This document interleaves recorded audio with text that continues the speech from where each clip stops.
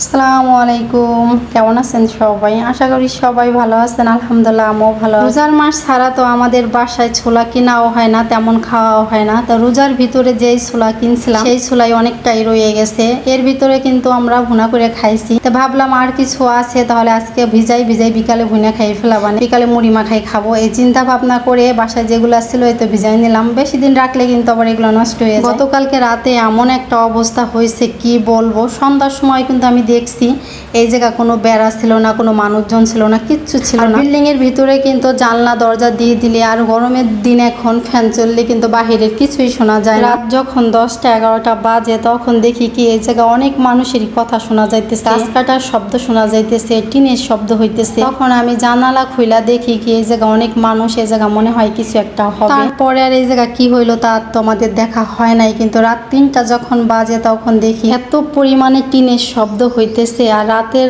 আওয়াজটা তো একটু বেশি দূরে যায়। সকালে দেখি যে টিনের বেড়া দিছে, রাত্রের ভিতরে টিনের বেড়া দিতে পারে নাই চারোপাশে। যেহেতু জায়গাটা অনেক বড়, যদি 1500-2000 স্কোয়ার ফিটের ইউনিট করে 5-7টা ইউনিট হবে, তো মনে করেন জায়গাটা কত বড়। বুঝলাম না রাতের ভিতরে কেন এই কাজটা করতে হইলো, তাও রাত 10টা 11টার পরে এসে সারা রাত এখন পর্যন্ত হয় নাই, কাজ চলমান আছে। আর রান্না করতে আসছে, আজকে রান্না করব হচ্ছে পুঁই শাক ভাজি করব, কচুরমুখী দিয়া পাঙ্গাস মাছ রান্না করব। কচুরমুখী গুলো আমার একেবারে নষ্ট হয়ে গেছে। এর ভিতরে প্রথম যেগুলো কচুরমুখী আনছি, আনার সাথে সাথে প্রথম দিন খাইছি, তারপরে 3-4 দিন পরে আবার খাইতে গেছি, তখনও দেখি নষ্ট হয়ে গেছে।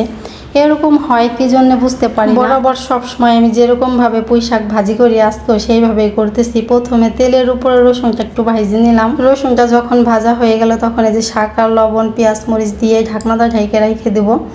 এইভাবে বরাবর সবসময় আমি ভাজি করি, মজায় পরে আর বাগার দিনে এইভাবেই রান্না করি, তাও মাসাল্লাহ অনেক মজা হয়। পুঁই শাক ভাজি করে নেওয়া হয়ে গেছে, তারপরে কচুরমুখীটা 2-3টা বলকদা নিচ্ছি। আজকের কচুরমুখীটা একটু বেশি সেদ্ধ হয়ে গেছে। যখন ভাবদা নিতে গেছি তখন মশলা ভালো করে কষিয়ে এর ভিতরে কচুরমুখী দিয়ে একটু কষিয়ে নিছি। মশলার ভিতরে কচুরমুখী দিয়ে যখন কষাইতে গেছি তখন দেখি ভর্তা ভর্তা টাইপের হয়ে যাইতেছে। তাড়াতাড়ি ঝোলের পানি দিয়ে দিলাম। ঝোলের পানি দিয়ে ঢাকনাটা ঢেকে ঘরে যে একটু বসছি, ধনেপাতা দিব তরকারিতে একটু মনে নাই, পরে রান্নাঘরে আসছি, আইসি নামানের আগদা দিচ্ছি। যে কোনো তরকারিতে ধনেপাতা দিলে আমার কাছে একটু বেশি মজা লাগে, এই জন্য ধনেপাতাটা আমি সবসময় পছন্দ করি। তরকারি আর বেশিক্ষণ জাল দেবো না, হয়ে গেছে নামাই নিব। আর বেশিক্ষণ জাল দিলে একেবারে আঠা আঠা হয়ে যাবে, ঝোল থাকবে না একটু। যেহেতু কচুরমুখীর তরকারি একটু আঠাই হয়ে যায়, ঝোল নামাইলেও পরে দেখা যায় টাইনা গেছে, তরকারি হয়ে গেছে, নামাই নিছি। রান্না করার পরে যখন আমি এই পাশে জানালায় আবার আসছি, আইসে দেখি বৃষ্টি নামতেছে, তাদের কাজ শেষ হয় নাই। ওই পাশে তো সকালে দেখছি বেড়া দেওয়া হয়েছে, এই পাশে এখন পর্যন্ত হয় নাই। যেহেতু এই পাশটা ময়লা আবর্জনা পানি, ওনাদের অনেক কষ্ট হইতেছে বেড়া দেওয়া। এর ভিতরে দেখি আমার দরজায় কে যেন নক করছে, তো দরজা খুলে দেখি মা আসছে, মিষ্টি আর আম নিয়ে আমার ভাই কিনে দিছে।